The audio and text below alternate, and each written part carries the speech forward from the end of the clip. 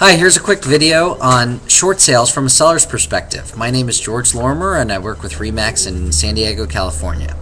So from a seller's perspective, the deal with short sales are this. Let's say you owe $500,000 and the property's worth about $350,000. So generally what will happen on a short sale is you meet with an agent like me, we put it on the market, and basically we get an offer for you quick.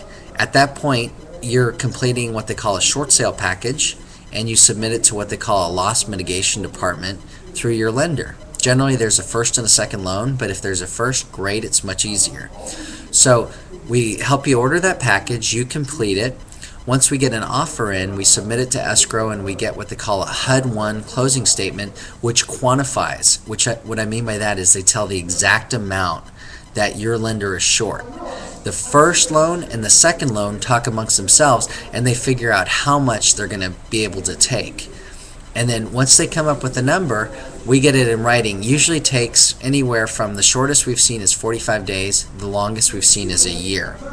As soon as we get it back, then we present it to the buyer. Very often, because it takes so long, you go through multiple buyers. And also there's no guarantee of it. Couple of tips for success on short sales is if you're a seller, you just got to stick with it. Oftentimes the loan companies say they lose the package, lose these papers, they need updated pay stubs, they need updated bank statements, profit and loss statements if you're self-employed. So it's really something that you have to be committed to and diligent, because we do the real estate portion and we hire a negotiator, which you never pay us out of pocket. If it's accepted, we get paid entirely, as well as the negotiator does, from the bank on the commission. So it never costs you anything, and if they don't approve it, then we have it on the market. We're not compensated, and unfortunately it just doesn't go through. So let me give you some other alternatives to short sales.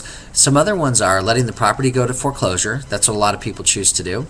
Another one is deed in lieu of foreclosure. They contact their lender and say, I can't make payments, would you like the property back, and I'll hand you the keys instead of you foreclosing on it.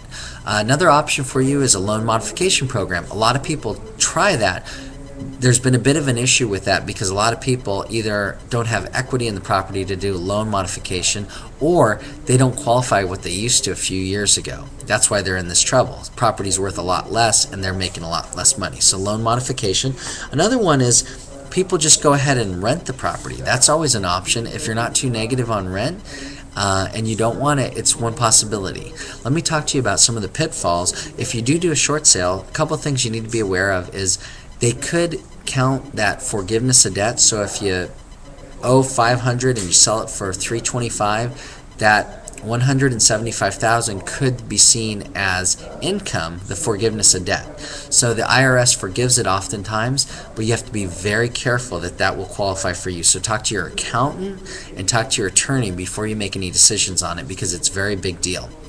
Also, another pitfall is, even though a short sale is not like having a foreclosure on your mark, it does affect your credit somewhat, and many times lenders look at it differently once you're late in payments versus if you're current. A lot of times they don't consider it.